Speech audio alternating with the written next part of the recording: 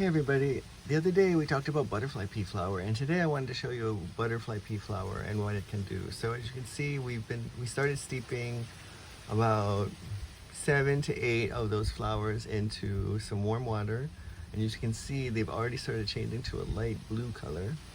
The longer they steep, the darker the blue color will get until it's like a really deep blue, and that's going to take about 10 minutes of steeping.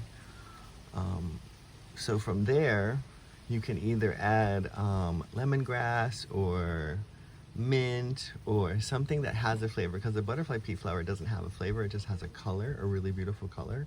So you want to add something that's going to give the tea some flavor. So any kind of herb that you like, oregano, lavender, anything that you can find. Lemongrass is probably the best one because lemongrass and butterfly pea flower come from the same area, so they usually go together well. So it's been about 5 minutes, and as you can see, the waters have definitely darkened to a bluer darkness. I did add in some fresh flowers while the camera was off, just to give it a little bit more depth of color quicker. But over time, what will happen is it'll turn completely like a dark blue color. It's a beautiful color. I've served it so many times to friends, and they really think it's a really fun and exciting thing. And then on the side, what you could do is, if you don't want a blue drink and you want a purple drink instead, all you have to do is add some kind of acidic juice to it. Orange juice, lime juice, lemon juice, vinegar works, but you really don't want to drink a lot of vinegar. But here, we're going to show you with just a little couple drops. It should just start to turn purple instead of blue. So see, there you go. It's starting to turn purple at the bottom there. It's like a nice violet.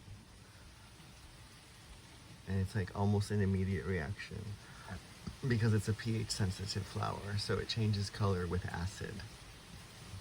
And over here we didn't add it, so that will be like the original blue.